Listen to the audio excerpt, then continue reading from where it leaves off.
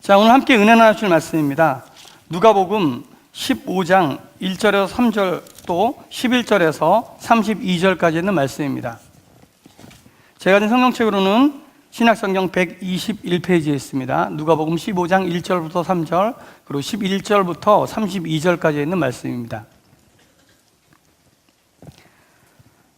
봉독해 드리도록 하겠습니다. 모든 세리와 죄인들이 말씀을 들으러 가까이 나아오니 바리새인과 서기관들이 수군거려 이르되 이 사람이 죄인을 영접하고 음식을 같이 먹는다 하더라. 예수께서 그들에게 이 비유로 이르시되 11절입니다. 어떤 사람에게 두 아들이 있는데 그 둘째가 아버지에게 말하되 아버지여 재산 중에서 내게 돌아올 분깃을 내게 주소서 하는지라.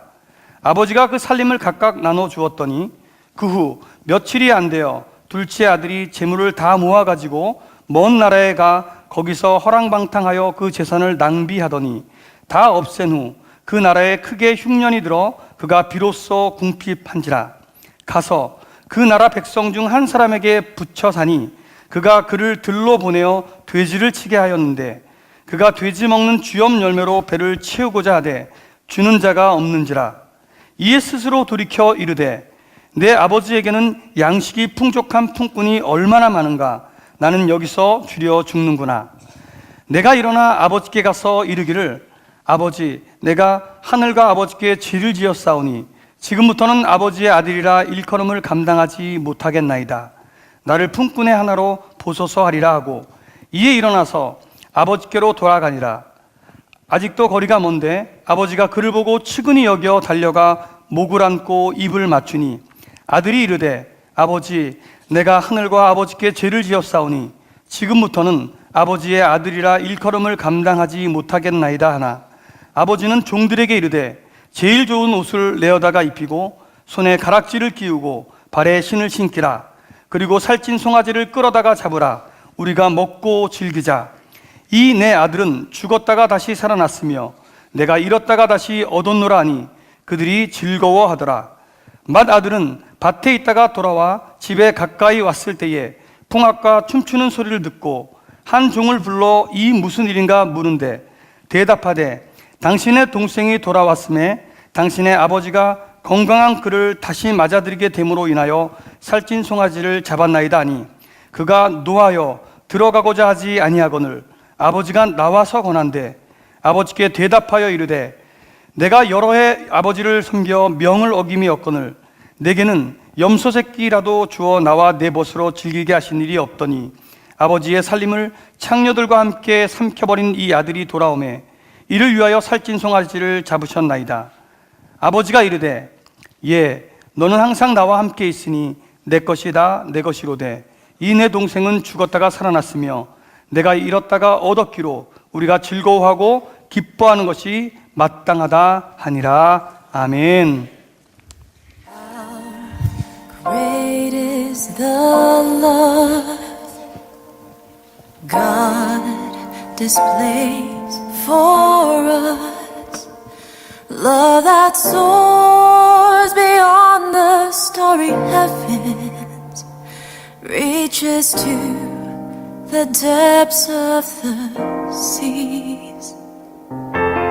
How vast is the love God displays for us, love that bears the mark of every story, amazing love we sing for His name. Oh, love of God, how rich and pure, how measureless and strong, it shall forevermore endure. The saints and angels song. Oh, love of God,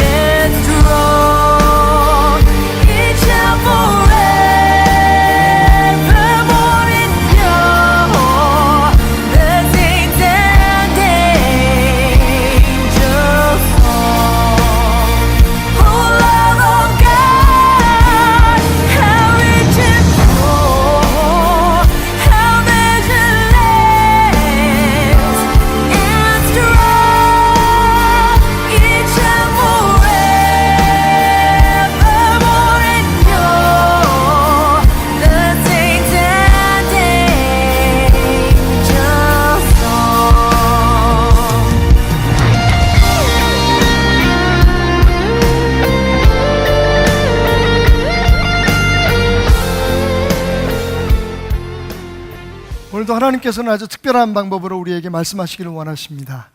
그것이 찬양이 되든 말씀이 되든 아니면 이 예배 중에 여러분의 눈에 띄는 어떤 한 장면일지라도 하나님께서 그것을 통해서 우리에게 말씀하고 계시고 역사하고 계신다는 기대를 가지고 마음문을 연다면 오늘 하나님의 음성이, 하나님의 놀라운 은혜가 여러분의 삶에 다가오게 될 것입니다. 오래전에 태어날 때부터 시각장애를 갖고 태어나서 세상에 태어나서 한 번도 세상을 바로 보지 못했던 한 분이 계셨습니다. 누군가 그에게 물었죠. 만약 하나님의 놀라운 은혜로 당신이 눈을 뜨게 된다면 제일 먼저 이 세상에서 보고 싶은 것이 무엇입니까? 그러자 그가 조용히 대답했답니다. 제가 눈을 뜬다면요, 제일 먼저 보고 싶은 건 제 얼굴입니다 라고 말합니다. 세상의 모든 것을 대하기 전에, 세상에 궁금한 모든 것을 보기 전에 내 자신의 얼굴이 가장 먼저 보고 싶었다. 충분히 이해가 가고 그리고 동의할 법한 이야기인 것 같습니다. 자, 그렇다면 우리는 어떻습니까? 매일 아침 우리의 얼굴을 거울로 보고 우리의 모습이 어떻게 생겼는지 알지만 과연 지금 우리가 보고 있는 그 모습이 진짜 우리의 모습일까요? 이런 질문 한번 드려보겠습니다. 여러분, 자기가 찍는 사진을 셀카라 그러죠? 그리고 몰래 찍히는 사진을 몰카라고 합니다. 여러분, 셀카와 몰카 중에 어느 걸 좋아하십니까? 당연히 셀카를 좋아하시겠죠. 왜? 셀카는 보정이 가능합니다. 셀카는 많이 찍어서 내 마음에 드는 것만 골라서 남겨두면 되는데, 몰카는요, 그냥 내 모습이 그대로 적나라하게 나타납니다. 여러분, 혹시 우리가 보고 있는 그 모습들, 그 얼굴들은 우리가 원해서, 우리가 보여주고 싶어서 만들어낸 셀카는 아닐까요? 하나님이 우리를 바라보신다면 있는 모습 그대로 우리의 삶의 현장에서 그들의 모습을 볼 때 그때의 그 모습은 과연 어떨까요? 세상에 여러 유명한 화가들이 있지만 그 중에 아마 이 사람은 평생을 통해 자기의 모습이 어떤 것이었을까 고민했던 사람인 것 같아요. 그래서 그가 만들었다는 2000여 개의 작품 중에 무려 70여 개가 자화성이었다고 합니다. 뿐만 아니라 자기가 그린 모든 그림 가운데, 모든 그림 속에 이렇게 저렇게 자신의 모습을 그려놓았다고 하는 이야기들이 들려올 만큼 인생에서 자신의 진짜의 모습을 찾기 위해 몸부림쳤던 사람입니다. 하나님의 사랑 안에서 자기의 모습을 보기 원했던 사람. 오늘 여러분들에게 네덜란드의 거장 렘브란트를 소개하려고 합니다. 자, 그러면 오늘 또 저는 말씀드렸듯이 미술에 그렇게 큰 재주가 없어서 전문가 한 분을 모셔야겠는데요. 제가 오늘 여기 기타 하나를 들고 나왔습니다. 아직은 미완성인 기타인데요, 바로 이 기타를 직접 만든 작가입니다. 원래는 파인 아트를 전공하셨는데 사실은 그 미국 보스턴에 있는 SMFA라고 하는 그 박물관 미술학교가 있습니다. 그 SMFA와 터프트 유니버시티에서 공부를 하면서 여러 가지 많은 것을 시도하는 가운데 세상에 하나밖에 없는 자신만의 기타를 만들고 싶다는 생각이 들었대네요. 그래서 굉장히 한국적으로 여기 지금 자개를 좀 박아놨는데 안타깝게도 만드는 과정에 돈이 떨어져가지고 지금까지 졸업한 지 꽤 오래됐습니다. 결혼하고 아이도 가졌는데 아직 작품을 완성하지 못해서 중간에 저한테 도움을 좀 청했어요. 지가 나를 얼마나 잘한다고. 그래서 이 기타를 완성하는데 마지막 그 마무리 공정을 공부하는데 한 400만 원쯤 들겠다 그러더라고요. 그때는 결혼하지 않고 좀 자유로운 몸이었을 텐데, 그래서 사실은 제가 직접 그래도 목사한테 부탁을 했으니까 제가 그분을 모시고 그 우리나라에서 기타를 그 수제 기타를 만드는 장인을 찾아갔는데 이게 여건이 잘 안 되더라고요. 뭐 돈 문제도 있었지만 사실 좀 깎아보려고 했는데 그것도 어려웠고, 그리고 여러 가지 형편 때문에 아직도 이 미완성의 기타, 어떻게 보면 오늘 여러분에게 소개하는 그 사람의 인생의 과정을 보여주고 있는 것 같은, 지금은 조금 미완이지만 언젠가 하나님께서 만들기를 원하는 자기만의 모습으로 우리 앞에 서게 될 작가 한 분을 여러분에게 소개합니다. 박은지 자매를 소개하겠습니다. 여러분 뜨거운 박수로 맞아주시기 바랍니다.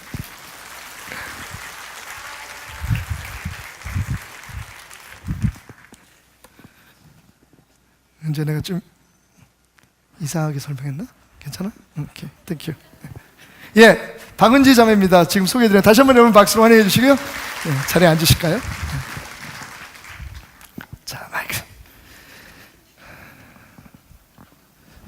우리 성도님들께 자기소개를 좀 부탁하겠습니다. 네, 미완성의 박은지입니다. 네. 그건 아빠 닮아가지고 그쯤 있어가지고. 네. 예. 미국에서 미술 전공하고 지금은 프리랜서 아티스트로 활동을 하고 있는 라엘이 엄마 박은지입니다. 예. 뭐 매주 소개하시는 분이 라일이를 소개하고 있는데 라일이가 누군지 모르겠지만, 예, 원래 파인아트를 전공하셨잖아요, 그죠? 네. 근데 고등학교 중퇴지? 네. 한국에 있는 고등학교. 쿨하게 자퇴했죠. 자퇴하셨어요? 네. 아, 자퇴, 오케이. 네. 자퇴라고 주장하시네. 예. 네. 왜 학교를 그만두셨습니까? 그것도 서울 예고, 뭐 괜찮은 학교잖아요, 그죠? 네. 왜 솔직하게 말해도 되나요? 아, 그 솔직하게 얘기하죠. 돈 많은 아이들이랑 비교돼가지고 기분이 조금 어떻게요? 아니 서울 예고 다니면서 돈 많은 친구들이랑 아, 다른 친구들하고 아니 한국 교육에 불만이 조금 있었습니다. 뭐 거창하게 얘기하시네요.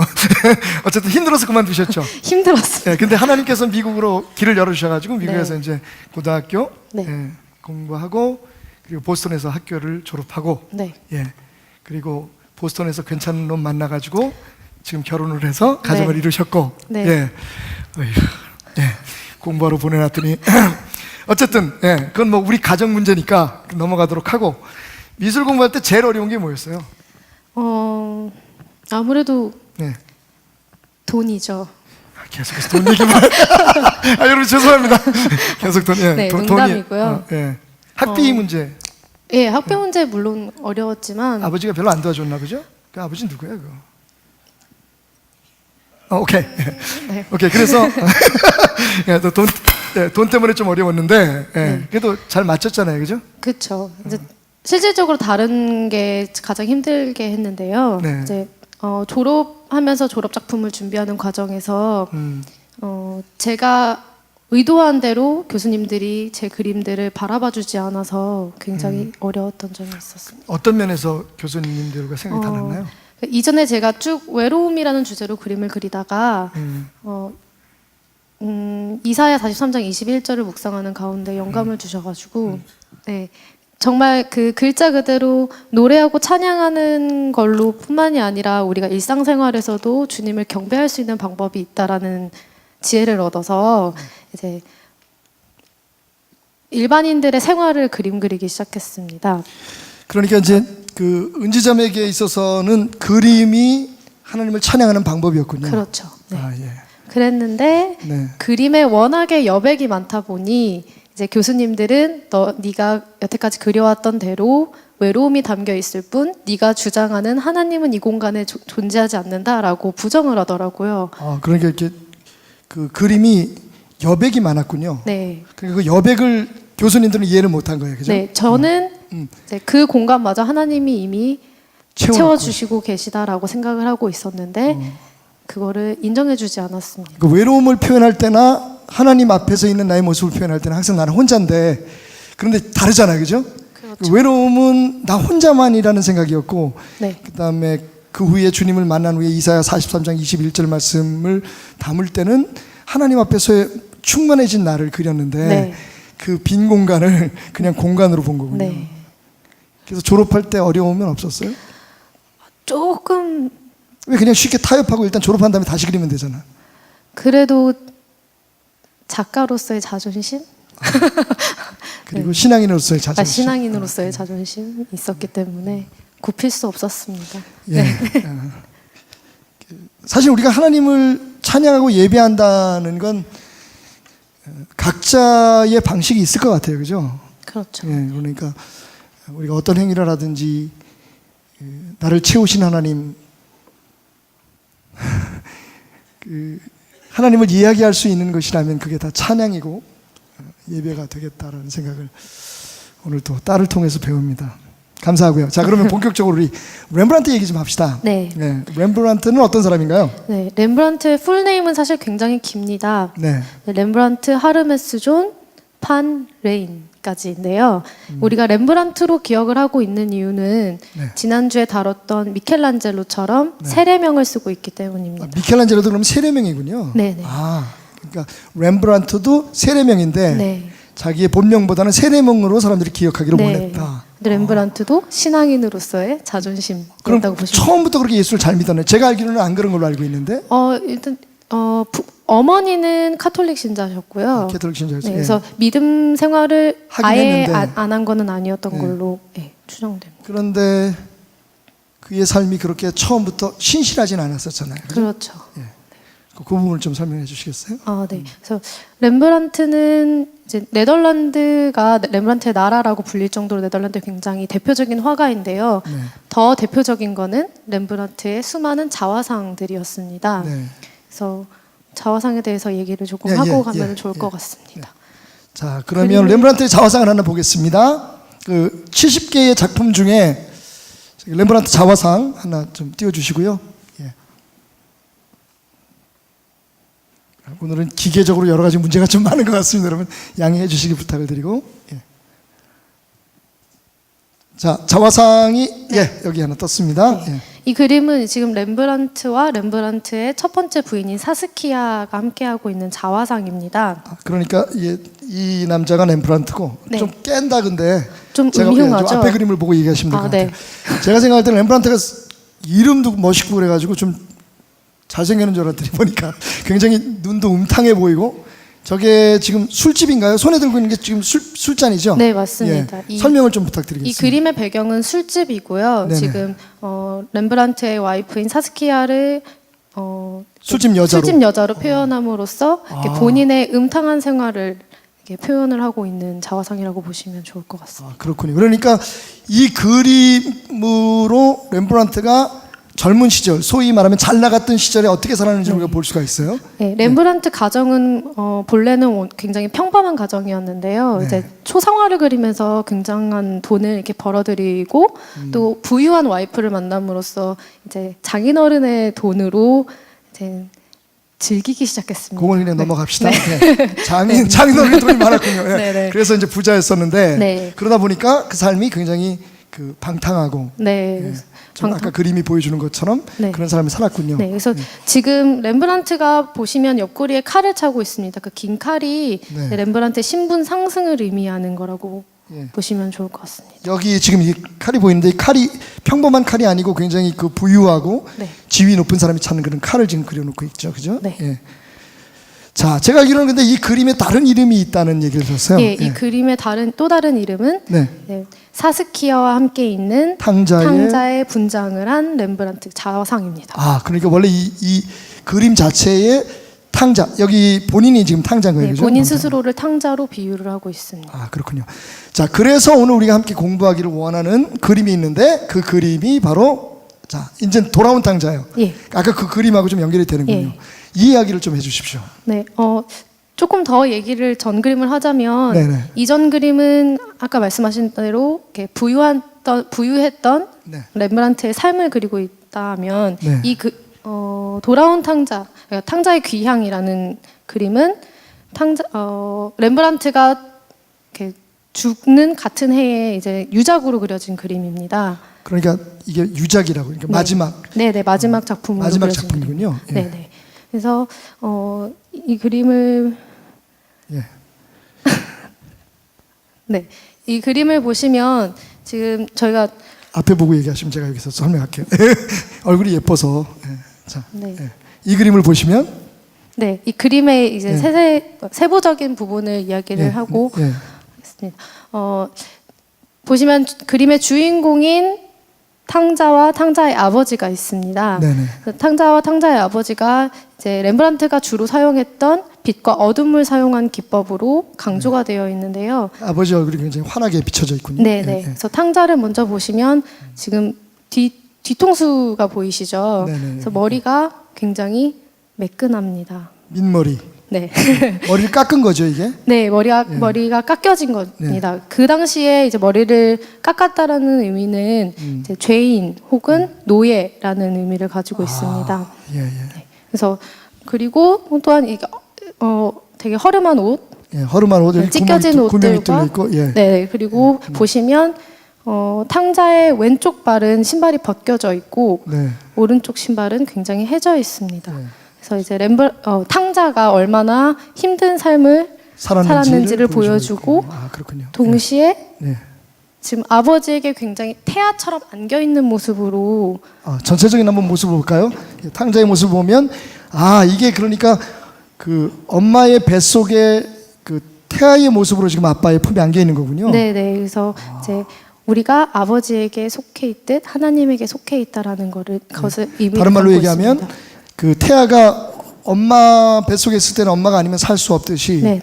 예, 우리도 그 아버지의 품, 네. 하나님 품 속에 아니면 살 수 없다는 걸 보여주고 있군요. 또한 이제 신발 또한 이제 예. 하나님 앞에서 낮아짐, 아버지 앞에서 신발을 벗었다는 본인의 의미예요. 낮아짐에 대해서. 근데 여기 칼이 있어요. 아까는 그 칼이 굉장히 길고 멋있는 칼이었잖아요. 네. 근데 여전히 지금 탕자가 이 칼을 차고 있는데 이 칼은 굉장히 소박하고, 네. 그죠? 예. 그리고 단도 같은 그런 네. 분위기인데. 그래서 아까 그림에서는 신분 상승의 의미를 가지고 있다면 네. 여기에서는 아버지의 아들로서의 자존심을 표현하고 있는 것 그러니까 이 칼을 여전히 차고 있는 것은 네. 나는 여전히 아버지의 아들이라고 하는 것을 상징하는. 네. 예. 신분은 달라졌지만 네. 나는 아버지의 아들입니다라는 걸 상징하고. 그렇죠. 저는 가끔 놀라는 게 이렇게 이야기를 하다가 보면 우리가 그냥 눈으로 보고 생각하는 것보다 더 그 깊은 그런 의미들이 담겨져 있고 작가들이 그것을 담으려고 애썼다는 그런 느낌이 들어요.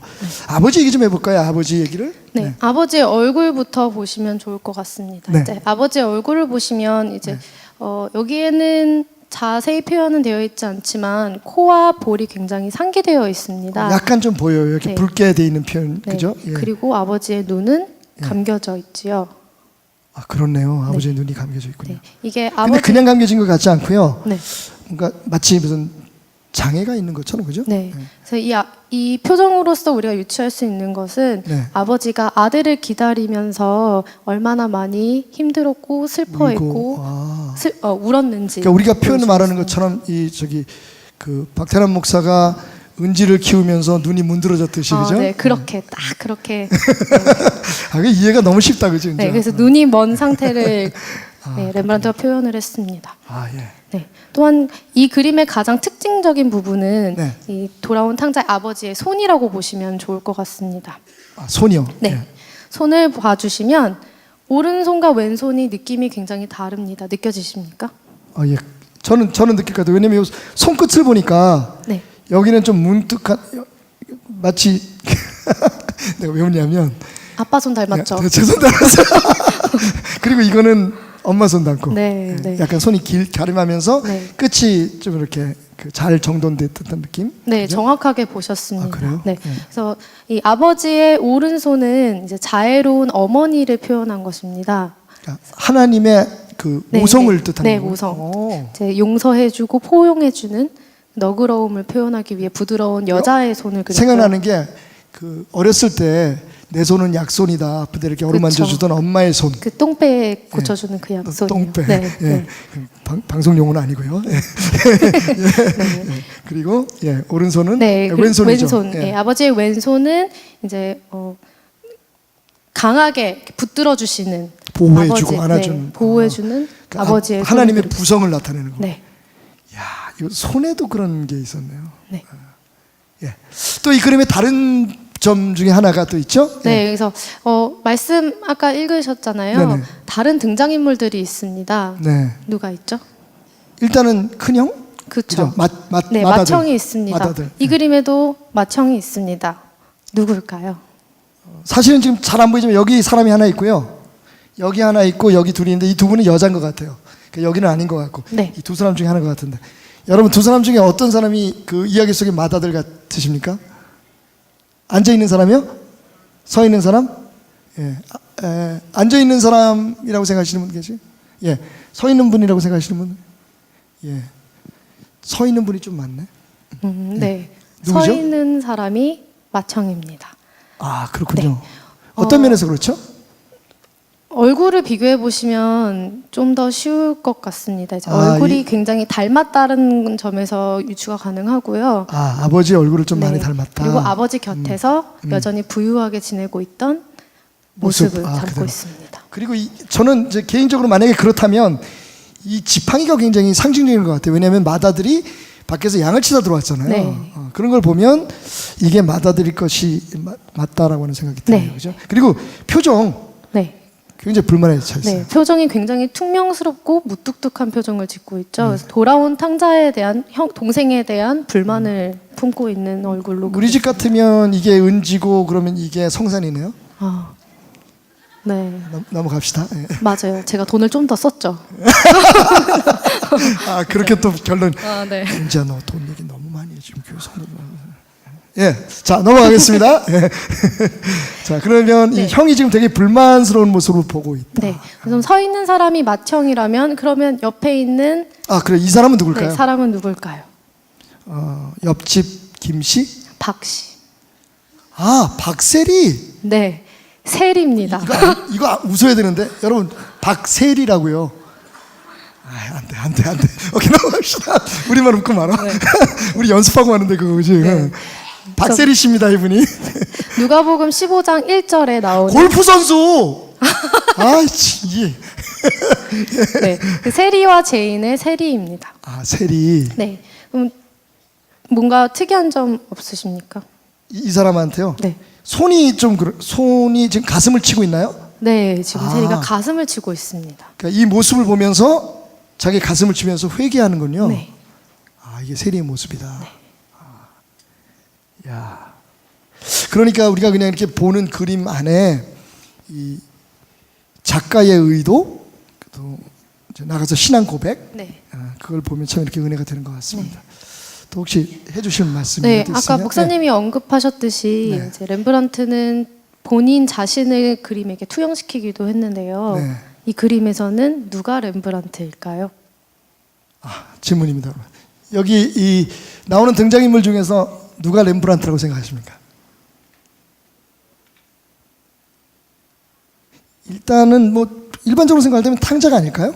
네, 맞습니다. 네. 아까 보신 네. 그 자화상에도 마찬가지로 탕자의 본인을 탕자로 비유하고 있죠. 모습으로 나타난 렘브란트 자신을 술집에서 그렸잖아요. 네. 그러니까 그 사람이 지금 여기 와서 앉아 있는 거예요. 네. 안겨 그래서 있는군요. 본인의 말년에 어. 모든 것을 회개하고 하나님을 영접하는 모습으로 제 본인을 그려낸 것이라고. 제가 알기로는 나중에 이 이런 그림을 그리기 위해서 렘브란트가 성경을 굉장히 많이 팠다는 얘기를 예, 들었어요. 맞습니다. 아까 보신 그 사스키아라는 부인이 예. 죽고 나서 렘브란트가 두 번째 부인도 죽었죠. 네, 근데 그리고 딸 죽고 아들 아들도 죽고 죽고, 예. 다 죽고 마지막 딸 하나만 남아 있었나 그랬을걸요. 아마 죽기 전에. 아들이 아들이 하나가 남아 네, 있었군요. 굉장히 슬픈 삶을 살았는데 네. 그 과정에서 예수님을 만나면서 네. 18권의 성경 번역본을 읽고 한 번역이 아니라 18권의 예, 번역본을 네, 읽었다고요. 번역본을 읽고 성화를 그리기 시작했다고 합니다. 그래서 나온 그림이 네. 이게 가만히 보면 지금 우리가 이야기하면서 깊이 들어가 봤지만 그냥 그림이 아닌 것 같아요. 그죠? 그러니까 네. 그 안에 하나님의 말씀을 네. 담고 있고 그래서 더욱더 이 그림을 통해서 우리는 하나님의 사랑을 새롭게 발견할 수 있는 게 아닌가 하는 네. 생각을 가졌습니다. 또한 지금 렘브란트가 탕자에게 본인을 투영시켰듯이 네. 이제 아버지에게도 형에게도 그리고 세리에게도 본인의 모습을 담고 있다고 보시면 조금 좋을 것 조금씩. 같습니다. 네. 그러니까 어떨 때는 아버지의 모습, 네, 어떨 네. 때는 세리, 불만이 있는 혹은 형으로. 불만인 네. 형의 모습. 그러니까 이 그림 안에 렘브란트가 다 조금씩 들어 있는데 네, 맞습니다. 사실은 그 중에서 돌아와서 그 정말 갓난 아기의 모습으로 어머니 품에 품에 안겨 안겨 있는 있는. 아버지 품에 네. 안겨 있는 탕자가 진짜 자기의 모습이다. 네. 예. 여러분 어떠셨습니까? 예. 지금까지 우리 박은지 자매였습니다. 여러분 다시 한번 뜨거운 박수로 부탁드리겠습니다. 감사합니다. 수고 많았어요. 기계적인 문제가 있어서 좀 긴장했지? 네. 잘했어. 예. 그러니까 이 그림이 그냥 그려진 그림이 아니라는 것을 우리가 확인한 이상 렘브란트가 찾으려고 했던 그리고 발견했던 다른 말로 얘기하면 렘브란트의 감겨졌던 눈을 뜨게 하고 이 그림 속에서 자신을 보게 했던 그 말씀을 우리가 한번 생각해 보지 않을 수가 없겠죠. 예, 오늘 이 그림의 배경이 되는 말씀은 우리가 함께 나눴던 것처럼 누가복음 15장입니다. 제가 오늘 이런 마이크를 잘 사용하지 않아가지고 좀 성경책 들고 이렇게 좀 불편하겠는데 여러분 좀 양해해 주시고요. 예, 중요한 건 뭐 내용이니까 내용에 조금 충실하게 여러분 관심을 쏟아주시기 바랍니다. 자, 이 탕자의 비유를 읽으면서 제가 먼저 발견한 사실은 이건 탕자의 비유가 아니라 탕자들의 비유라고 이름이 지어져야 된다라는 생각을 가졌습니다. 물론 성경에는 그런 제목이 없습니다만 우리는 이 이야기를 탕자의 비유라고 얘기합니다. 그죠? The parable of the prodigal son. 탕자의 비유라고 얘기를 하는데 사실은 prodigal son이 아니라 prodigal sons라고 복수로 말하는 게 맞다. 왜냐하면 이 이야기 속에 2명의 탕자가 등장하고 있기 때문입니다. 사실은 3명의 탕자죠. 자, 첫째는 아버지 품에 안겨 있는 탕자, 여러분 못된 탕자입니다. 살아있는 아버지에게 자기 재산을 달라고 자기 분깃을 달라고 얘기했다는 것은 그 당시 유대뿐만 아니라 주변 중동 지역에서 아버지를 아버지로 인정하지 않겠다는 얘기입니다. 왜냐하면 유산은요 아버지가 죽었을 때만 물려지기 때문이죠. 헨리 나우엔이라고 하는 그 사제는 이 탕자의 이야기에 대해서 2권의 책을 썼어요. 탕자의 귀향이라고 하는 제목의 책을 썼는데 그 책에서 그렇게 얘기합니다. 내가 알바니아를 비롯한 여러 주변의 나라들을 돌면서 깨닫게 된 것은 탕자의 이야기를 들었던 사람들이 아주 나쁜 놈이네. 그건 불효자 중에 불효자야. 어떻게 아버지가 살아있는데 재산을 달라고 하지? 요즘 우리는 그런 일들이, 우리나라에서는 뭐 그런 일들이 종종 있습니다만 사실은 유대 나라에서 아버지가 살아있는 상태에서 자기의 분깃을 달라고 하는 것은 아버지 죽으라는 얘기와 같다는 얘기죠. 그러니까 이 탕자는 못된 탕자입니다. 자, 그렇다면 못된 탕자만 있을까? 아닙니다. 여기 착한 탕자가 있습니다.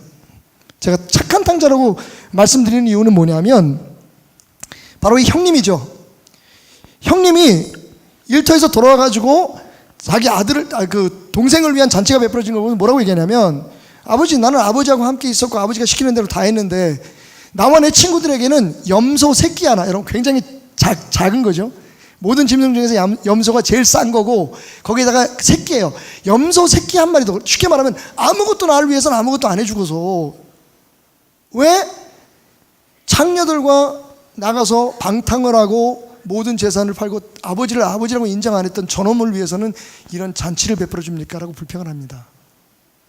그죠? 다시 말하면 이 사람은 예수님께서 비유로 말씀하실 때 뭐라고 얘기하냐면 세리와 죄인들과 함께 식사하시고 이야기를 하시는 예수님에 대해서 불평을 한 사람들이 있었죠. 바리새인과 서기관들이었어요. 그 당시에 모든 종교적 규범과 규례를 지키고 도덕적인 삶에 있어서 흠이 없는 사람들이죠. 그 사람들에 대해서 지금 예수님께서 비유로 말씀하셨다. 그리고 3개의 비유가 나오잖아요. 99마리와 잃어버린 한 마리의 양의 비유, 그리고 잃어버린 동전의 비유, 3번째 나온 비유가, 그러니까 지금 예수님이 무슨 얘기를 하려고 하시냐면 이 세리와 죄인들에 대한 이야기만이 아니라 그들과 함께 예수님께서 먹고 마신다, 그들과 함께 친구가 되는 예수님에 대해서 비난하는 바리새인과 서기관들에 대해서 이야기하고 있는 거예요. 말하자면 이 이야기 속에 이 형님은 바리새인과 서기관과 같은 사람이에요. 어떤 사람이죠? 주일 예배 한 번도 빠지지 않고 11조 꼭꼭 하고 교회의 모든 규범 잘 지키고 그리고 교회에서도 직분도 받고 존경받고 믿은 지가 오래된 사람이에요. 그런데 여러분, 예수님은 이야기 속에 이 형도 탕자임을 선언하십니다. 뭐라고 얘기하시죠? 얘야, 너는 항상 나와 함께 있으면서 내 것이 너의 것이라는 것을 왜 몰랐느냐고 말합니다. 그래서 저는 이 형이라는 형을 착한 탕자라고 불러요. 도덕적인 탕자, 지극히 종교적인 탕자. 그런데 왜 탕자입니까? 그 마음이 아버지에게 있지 않아요.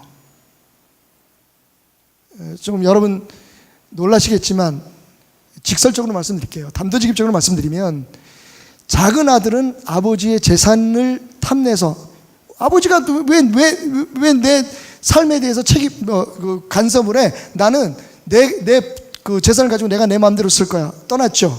당연히 탕자입니다.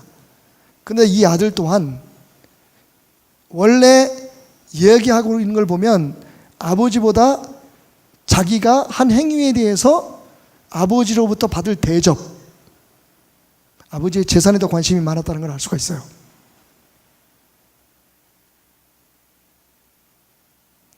사실 우리가 형 입장이라면 기분 나쁠 거예요. 왜? 자, 법에 따라서 둘째니까 전 재산의 3분의 2를 띄워가지고 나갔을 거예요. 그러면 남은 게 3분의 2잖아요. 이건 다 형의 재산입니다. 그런데 둘째 아들이 돌아왔어요. 3분의 1 가지고 나간 거 다 탕진했어. 그러면 아버지가 이 동생을 받아주신다는 무슨 얘기예요? 지껏 다 가지고 나가서 쓰고 이제 내 것만 남았는데 그 남은 내 거를 또 어떻게 해야 돼요? 세 등분을 해야 되는 거잖아요. 기분 나쁜 거죠?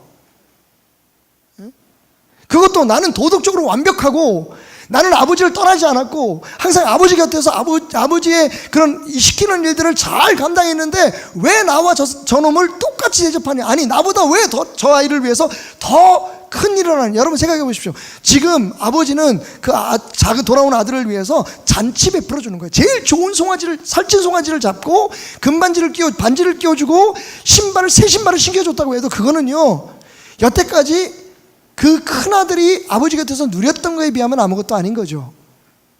그런데 그게 기분이 나빠요. 자, 이 장면에서 제가 이 설교를 준비하기 위해서 읽었던 세 권의 책이 있었는데요. 두 권은 헨리 나우엔이라는 분이 쓴 것이고, 하나는 뉴욕에 있는 리디머 교회의 티모티 켈러 목사님이 쓴 책인데, 그 티모티 켈러 목사님이 쓴 책의 제목이 프로디갈 갓이에요. 탕자가 아니라 탕부 하나님. 하나님께서 탕부라는 거예요. 굉장히 흥미있는 제목이라서 제가 읽었는데 거기 정말 기가 막힌 글 하나가 있어요. 여러분께 소개합니다. 이렇게 전제하면서 시작하죠.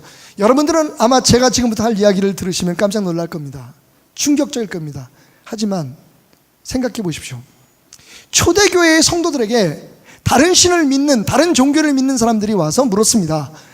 자, 당신들이 예수를 믿는다고 하는데 그러면 당신들의 신전은 어디 있습니까? 그러자 초대교인들은 말했죠. 우리에겐 신전이 없습니다. 뭐라고요? 아니, 예수를 믿는다면서, 예수를 신으로 믿는다면서요.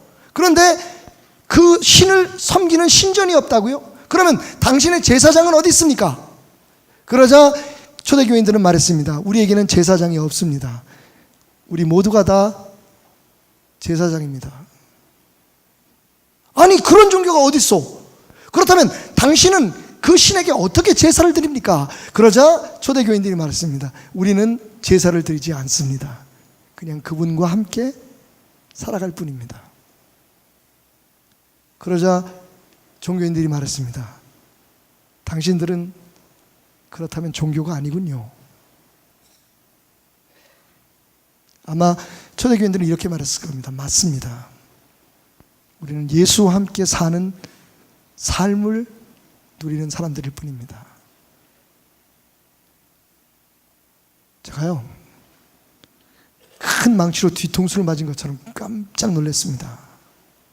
그동안 제가 주장해왔던 것과 일맥상통한 점도 있지만 제가 그동안 궁금한 게 있어요. 왜 초대교회에는 왜 예배의 현장이나 그 예배를 드렸던 성전에 대한 모습, 혹은 왜 예배의 형식, 찬송가는 어떻게 불렀고 예배는 어떻게 시작했고 설교는 어떤 형태였고, 이런 걸 도대체 기록하고 있지 않을까? 여러분, 그 이유를 알 수 있었습니다. 처음 예수님을 믿었던 사람들에게 예수님이 성전이었고 자신들의 몸이 성전이었습니다. 예수님께서 십자가에 피 흘려 죽으시면서 휘장이 찢어지는 그 순간부터 모든 사람들은 다 하나님께 직접 가서 예배 드릴 수 있는 제사장이 된 겁니다. 당신이 대제사장입니다라고 세워야 하는 어떤 예배의 중보자가 필요 없었던 거죠. 물론 그들을 말씀으로 가르치고 인도하는 교회의 지도자들은 있었지만, 선생들은 있었지만 그들을 제사장이라고 부르지는 않았습니다. 왜? 제사장은 예배 드리는 자를 대신해서 하나님 앞에 예배를 드려주는 사람이기 때문입니다. 기독교에는 그런 사람이 없습니다. 적어도 예배라는 관점에서 볼 때. 그러면 제사는 어떻습니까? 그게 초대교회의 예배의 형식이 없었던 것, 그 이유가 아닐까요? 그런데 오늘 우리는 어떻습니까? 우리는 말로 기독교는 종교가 아닙니다라고 얘기할 때 되게 뿌듯해요. 그지? 우리가 좀 특이하지? 우리는 다른 종교하고 달라. 우리는 종교가 아니야. 그런데 여러분 그 의미를 아십니까?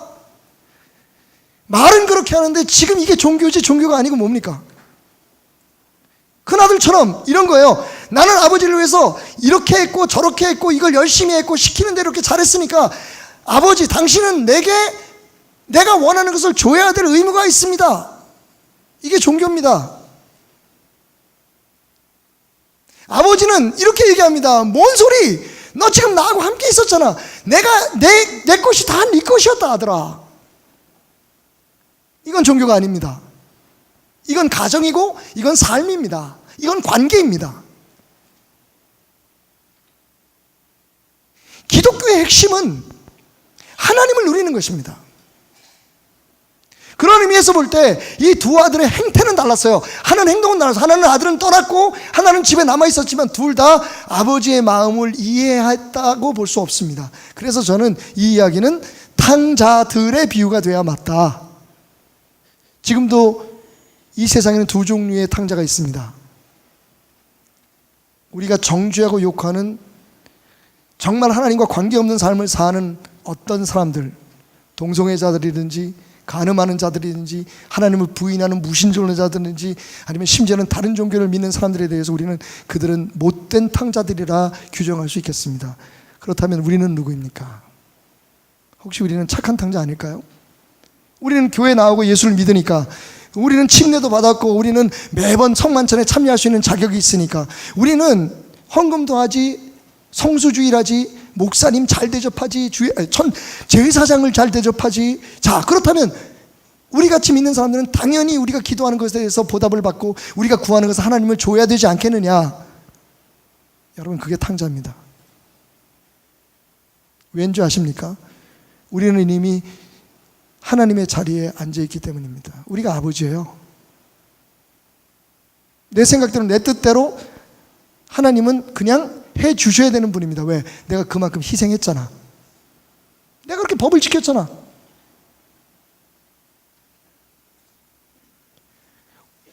안타깝게도 오늘날 많은 교회들은 이 핵심을 놓치고 있습니다.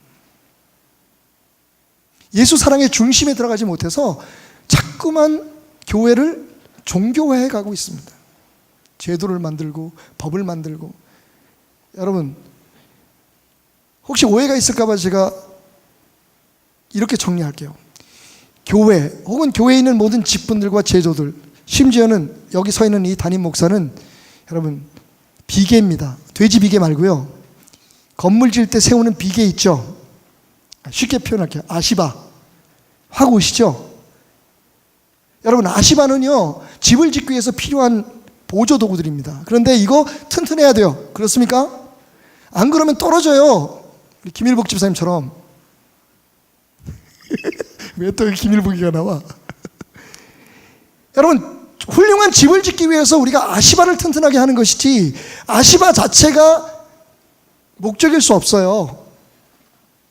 여기 서 있는 목사는, 그래서 제가 여러분에게 말씀드렸죠. 저는 소모품입니다라고. 하지만 여러분, 저를 튼튼하게 세워주셔야 됩니다.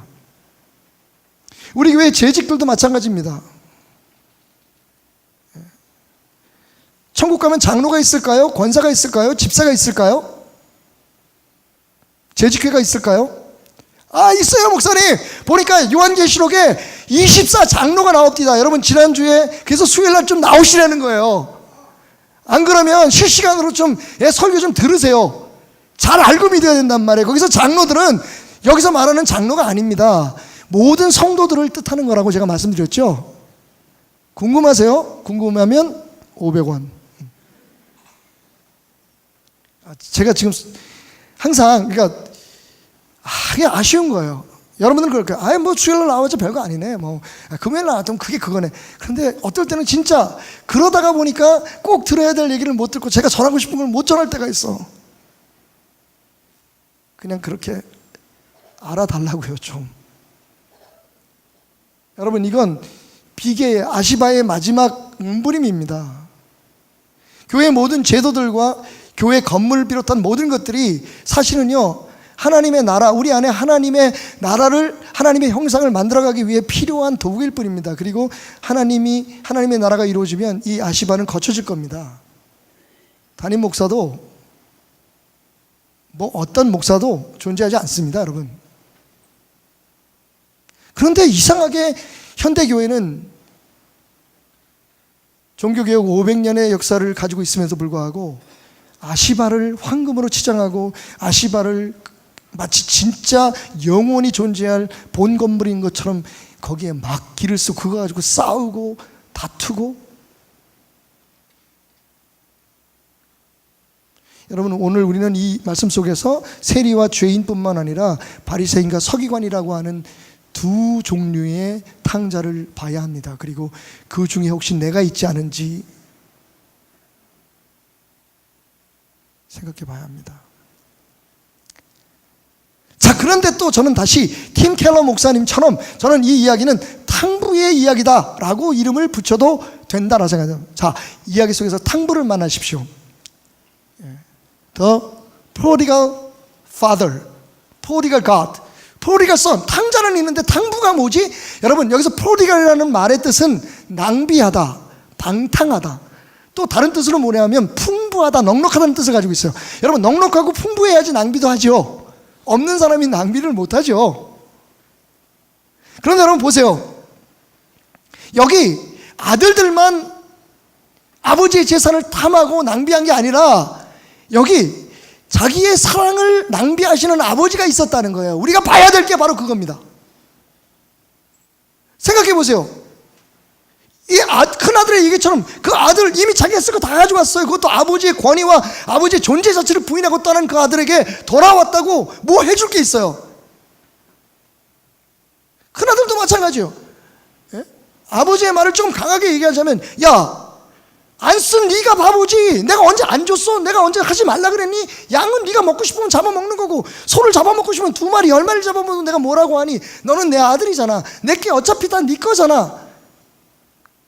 여러분, 아버지의 마음이 이렇게, 나는 우리 하나님이 정말 낭비적인 하나님이라고 생각해요. 왜? 나 같은 걸 위해서 그 사랑을 쏟으셨으니까. 세상적으로 말하면 가치 있고 제대로 되고 필요한 사람을 위해서 투자하는 게 맞죠. 그것 때문에 우리 가정에서 가끔 막 시비가 맞아. 내가 그것밖에 안 돼? 엄마들 하는 소리. 내가 평생 니네들 키우고 여보 당신 위해서 뒷바라지하고 고생했는데 나를 도대체 이것밖에 대접을 안 해줘? 우리 하나님은 그 말 자체가 나오기 전에 우리에게 내가 너희들에게 낭비한 그 사랑이 무엇인지. 여러분 보세요. 하나님이 인간이 되어 오셔서 십자가에 피 흘려 죽었습니다.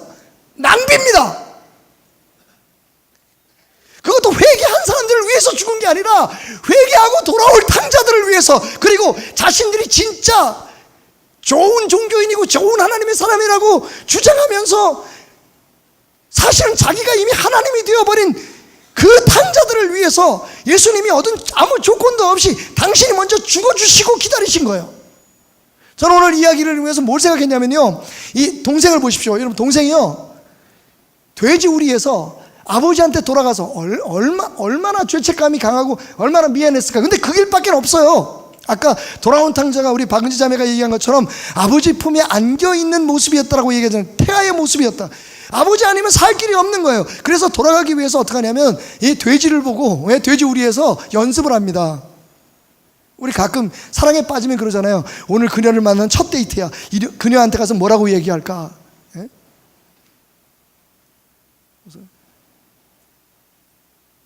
사랑해요라고 직접 얘기할까? 아니 그렇게 얘기하면 안 되겠지. 그럼 이렇게 얘기하죠. 난 당신을 경찰서에 고발하겠어요. 당신은 도둑놈이에요. 예? 무슨 말이에요? 당신은 아무도 훔쳐갈 수 없도록 꽁꽁 지켜놓은 제 마음을 훔쳐가셨잖아요. 물론 이런 거 안 먹힙니다만. 당신 아버지는 진짜 나쁜 분인 것 같아요. 아니 우리 아버지가 왜요? 하늘나라에서 천사를 훔쳐왔잖아요. 이런 거. 사실 보세요 여러분, 돼지우리에서 지금 이 아들이 연습을 합니다. 아버지한테 가서 이렇게 얘기할 거야. 아버지, 나는 아들로서의 자격이 없습니다. 나는 종입니다. 종들 중에 하나처럼. 그래서 머리를 빡빡 깎고 왔다 그러잖아요. 그런데 여러분, 말씀을 읽다 보면 둘째 아들이 미처 그 얘기의 첫 구절도 꺼내기 전에 아버지가 외칩니다. 얘들아, 우리 아들이 왔다.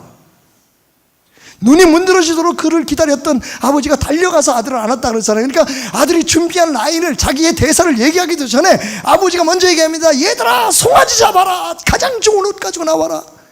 이게 낭비죠 여러분, 인간적으로 생각하면. 제가 얼마 전에 어떤 그 컨설팅 회사에서 컨설팅하는 걸 좀 들었는데 그렇게 고객을 여러분 왕처럼 생각하십시오. 좋은 얘기죠. 근데 그 뒤에 뭐라고 얘기하는지 알아요? 그래야 우리 회사가 잘 될 수 있습니다. 돈을 많이 법니다. 목적이 뭐예요? 고객을 왕처럼 대접하는 게 목적인가요? 아니면 돈 벌기 위해서 고객을 왕처럼 대접하는 건가요? 솔직히 우리의 신앙이 그래요. 하나님은 우리의 왕이십니다. 예수님 내 삶의 주인입니다. 왜요? 그래야지 내가 세상에서 잘 먹고 잘 살고 우리 자녀들이 잘 되잖아요.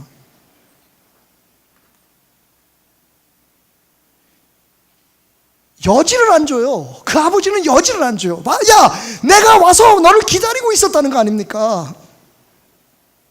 나는 네가 돌아올지 안 돌아올지도 모르면서 돌아올 너를 위해서 이렇게 매일 밤 불 켜놓고 너를 기다리고 있었다. 아무 말도 하지 마. 그냥 너는 돌아오는 것으로 충분해. 그게 예수님의 낭비 아닙니까? 십자가에서 피 흘려 죽어요. 왜? 우리가 회개할 테니까 대신 죽어주십시오라고 얘기한 사람 하나도 없어요. 당신이 먼저 죽었어요. 그리고 나를 믿으라고 말씀하신 거예요. 내 품에 돌아오라고 말씀하신 겁니다. 그런 의미에서 하나님은 탕부가 맞습니다. 넉넉하기도 하지만 자신의 넉넉한 걸 우리를 위해서 아낌없이 은혜로 주시는 분, 대가 없이 주시는 분, 그것 때문에 우리가 살아있는 거예요. 그런데 우리는 그걸 모르고 우리가 하나님이 되려고 해요. 자, 오늘 이 말씀의 결론은 뭡니까? 아버지의 것이 아니라 아버지를 누리는 삶을 살려는 거예요. 따라합시다. 아버지의 것이 아니라 아버지를 누리자. 이게 결론이에요. 여러분 보세요. 여기서 아버지에게 큰아들이 얘기합니다. 근데 여기 한글 성경에 빠진 게 있었어요. 그게 뭐냐면 아버지에게 얘기할 때 아들이 뭐라 하냐면 보소서라는 말이 원래 헬라어 본문에 들어가 있어요. 아버지를 아버지라고 부르지도 않아요. 여보세요, 좀 보세요. 거기 보면 노했다 그래요. 아버지가 아버지한테 되게 화났어요. 요즘 가끔 아들들, 딸들 아버지한테, 부모님한테 화내서 하는 것처럼, 아이 당신이, 이런 얘기예요. 어떻게 그럴 수 있어 나한테. 그런데 아버지는 뭐라고 해요? 얘라고 하죠. 이건 잘 표현한 것 같아요. 번역 잘 된 것 같아요. 아들을 정말 사랑스러운 어린아이처럼 부르십니다. 얘야. 그 화난 아들을 진짜 이 자식이 어디서 이렇게 얘기하지 않고 얘야, 야, 너 항상 나하고 있었으니까 내게 네 건데 왜 누리지 않았어라고 얘기합니다. 여러분, 우리의 신앙은 아버지의 것을 누리기를 원하는 겁니까? 아니면 아버지 자신을 누리는 겁니까? 지금 우리는 아버지의 사랑을 낭비하고 있어요. 제일 쉽게 이해하는 방법 알려드릴까요? 오늘 자매님들 그리고 형제님들 집에 가셔서 여러분 냉장고 열어보세요. 안 먹고 쌓아놓은 것 낭비입니다. 우리가 막 허프게 쓰는 것만 낭비가 아니에요. 괜히 내 욕심 때문에, 그냥 생각 때문에 그냥 막 채워놓고 그리고 쓰지 않고, 옷장 가서 열어보세요. 입지 않고 쌓아놓은 것도 사실은 그게 낭비예요. 그렇지 않습니까? 누군가 어디 가서 누군가 입으면 그거 도움이 될 거예요. 그런데 그거 그냥 쌓아놓고 돌아보지도 않아요. 냉장고에 그렇게 얼려놓고 먹지도 않아요. 나중에 썩어서 버려요. 얼린 게 썩을 정도면 여러분 그거 낭비죠. 지금 우리가 하나님을 그렇게 낭비하고 있다는 거예요. 그리고는 가서 새로운 걸 사죠. 하나님 앞에 우리가 그렇게 기도해요. 하나님 이거 주세요, 저거 주세요. 나 지금 이거 먹고 싶어요, 저거 입고 싶어요.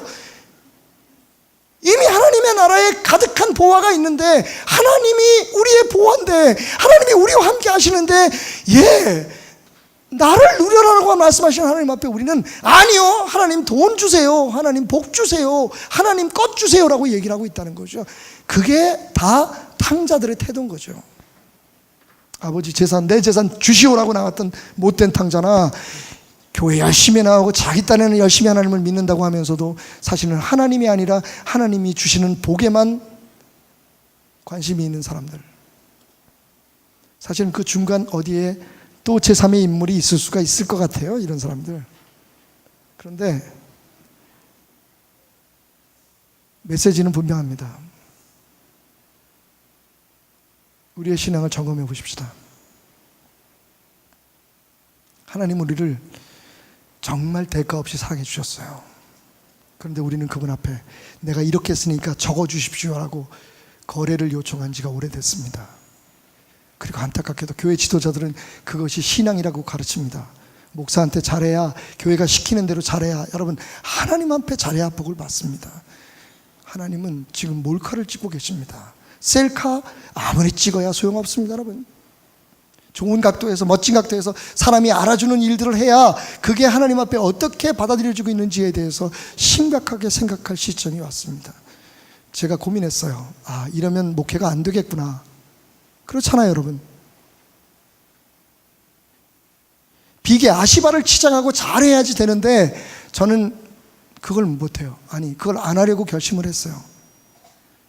저는 교회는 망하고 하나님은 흥해야 한다고 생각합니다. 교회를 흥하게 만들려면 하나님을 포기해야 합니다. 하나님이 흥하게 해주시는 것은 다른 얘기예요. 그래서 저는 참 목회를 잘 못하는 목사입니다. 그렇게 얘기하면 안 돼. 그것도 교만일 수 있어. 그렇게 되고 싶습니다. 저는 여러분을 하나님께로 인도하는, 여러분 안에 하나님 나라가 세워질 때까지 거기까지만 제 역할을 하고 싶습니다. 교회를 튼튼하게 하십시다. 여러분, 목사를 좀 붙들어 주십시오. 그 이유는요, 하나님의 나라를 바로 세우기 위해서입니다. 그 후에 저희는 저희들의 이 베들교회는 베들교회 건물의 어떤 가치나 권리를 주장하지 않을 겁니다. 하면 안 됩니다.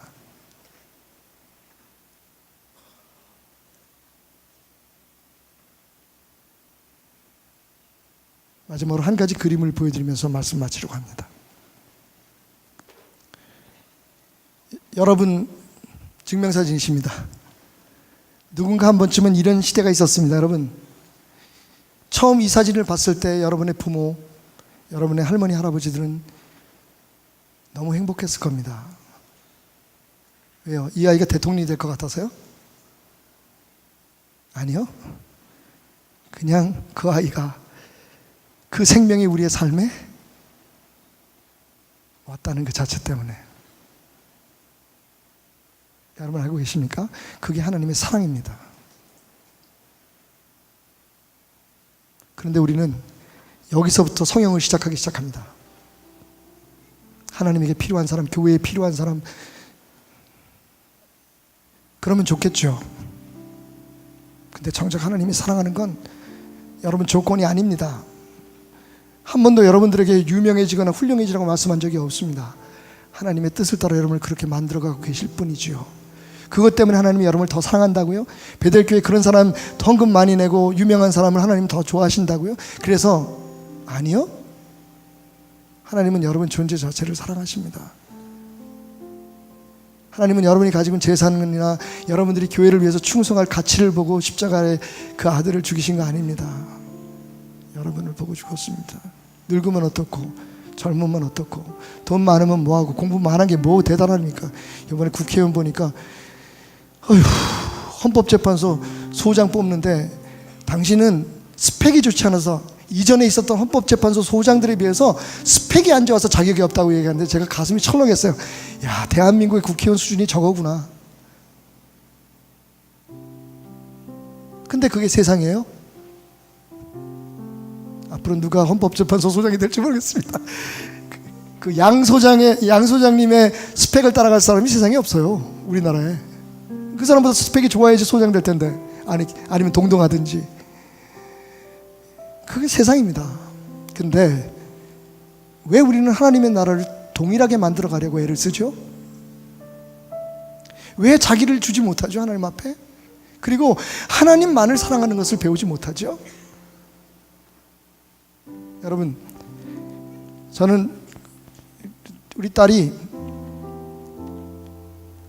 이 돌아온 탕자의 모습이 엄마의 뱃속에 있었던 태아의 모습 같았다는 얘기를 들었을 때 가슴이 뭉클했습니다. 여러분 그러셨죠? 그래서 저는 우리 라엘이의 초음파 사진을 여러분에게 보여드린 겁니다. 믿거나 말거나 저는 그 아이가 생겨날 때부터 사랑했습니다. 앞으로 그 아이가 어떻게 될지 저는 모릅니다. 글쎄요, 기대하고 기도하겠지만 그건 제 바람일 뿐, 저는 하나님이 그 아이를 주셨다는 것 자체로 너무 행복했습니다. 여러분, 같은 마음으로 우리 서로 사랑할 수 없을까요?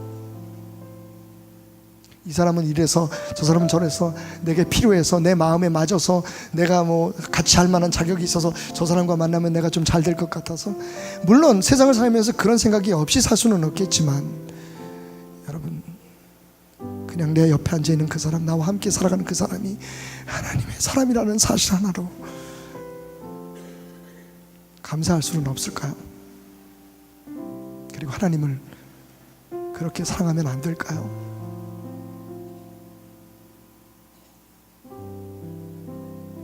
사랑하는 여러분,